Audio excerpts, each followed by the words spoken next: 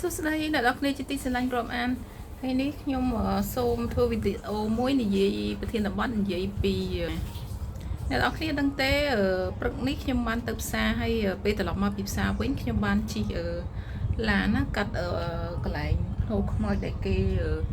ដែលមនុស្សយើងស្លាប់ទៅគេយកទៅកប់នៅកន្លែងហ្នឹងគេហៅនៅប្រាំងគេហៅស៊ីមេជាគេហៅភ្នូខ្មោចនៅខ្មែរគេហៅដូចភ្នូខ្មោចចិនគេធ្វើមុងអញ្ចឹងដូចគ្នាអញ្ចឹងហើយចឹងទៅ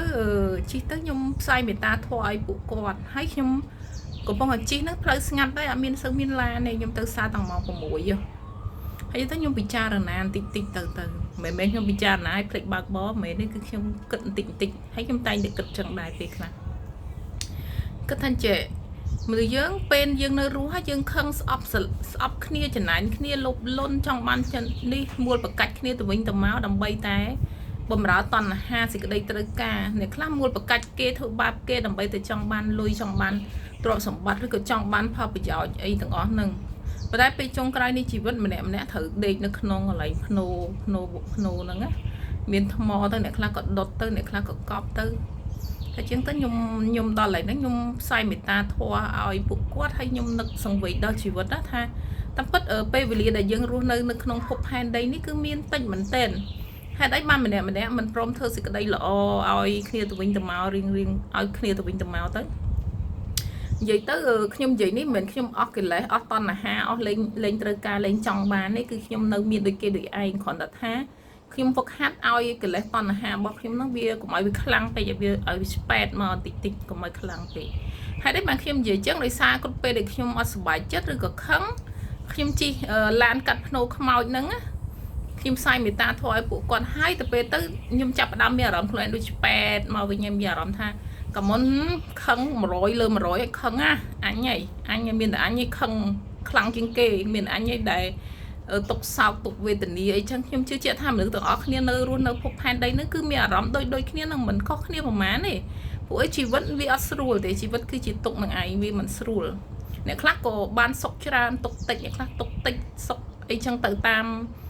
កម្លាំងបុណ្យកម្លាំងបាបបុគ្គលមួយដែលគាត់បានសាងឡើងទៅប៉ុណ្ណឹងហើយចំពោះខ្ញុំអារម្មណ៍របស់ខ្ញុំអារម្មណ៍ពិតរបស់ខ្ញុំពេលណាដែលខ្ញុំខឹងខ្ញុំអត់សុបាយចិត្តខ្ញុំអន់ចិត្តអីចឹងតែខ្ញុំជីកាត់ភ្នូខ្មោចហ្នឹងខ្ញុំស្ប៉ែតមកវិញអារម្មណ៍នឹងតណ្ហារបស់ខ្ញុំវាធូរដូចពីប៉ោវាធូរនឹងស្ប៉ែតហើយចឹងទៅខ្ញុំគិតថាបើសិនជាខ្ញុំអាចចែករំលែកទស្សនៈមួយនេះឲ្យអ្នកទាំងអស់គ្នាណាដែលបានមើលវីដេអូរបស់ខ្ញុំឬក៏ខ្ញុំអាចធ្វើជាកម្រអនុស្សាវរីយ៍ទុកឲ្យកូនរបស់ខ្ញុំឬពេលខ្លះខ្ញុំមានកំណត់ល្អកាយកំណត់ល្អហ្នឹងក៏អាចបាត់ទៅវិញដែរអញ្ចឹងខ្ញុំទុកជាវីដេអូដើម្បីថ្ងៃខ្លះខ្ញុំប៉ោងខ្លះខ្ញុំត្រូវស្ដាប់ដើម្បីឲ្យវាស្ប៉ែតទៅវិញក៏ប៉ុណ្្នឹងឯងអ្នកនរគ្នាអញ្ចឹងជាសរុបនៃវីដេអូនេះខ្ញុំចង់និយាយថាការខឹងការស្អប់ការស្រឡាញ់អីហ្នឹងគឺជាពេលវេលាដែលយើងបានឆ្លងកាត់នៅភពផែនដីនៅក្នុងភពផែនដីតែប៉ុណ្ណោះថ្ងៃណាមួយដែលយើងអស់ជីវិតទៅដេកនៅក្នុងភ្នូបុរាណភ្នូថ្មភ្នូដីភ្នូអីហ្នឹងភាពខឹងភាពច្នានភាពស្អប់របស់យើងហ្នឹងគឺចប់ហើយយើងបើយើងត្រូវទៅកើតទៀតយើងនាំយកទៅភពថ្មីមួយទៀតសាងឡើងវិញសារជាថ្មីវិលចុះវិលឡើងនៅក្នុងវត្តដាក់នៃជីវិតទៅប៉ុណ្ណឹងហើយអ្វីដែលខ្ញុំនិយាយនេះក៏ខ្ញុំមិនមែនជាកំណត់ផ្ទាល់របស់ខ្ញុំទេគឺខ្ញុំបានវឹកហាត់ហើយនឹងបានរៀនពីមេរៀនរបស់ព្រះសម្មាសម្ពុទ្ធនៃយើងណាអញ្ចឹងទៅខ្ញុំក៏ចេះហើយខ្ញុំយកមកបដិបត្តិទៅខ្ញុំឃើញថាវាពិតប្រាកដមែនហើយខ្ញុំស្រឡាញ់មេរៀននឹងធម៌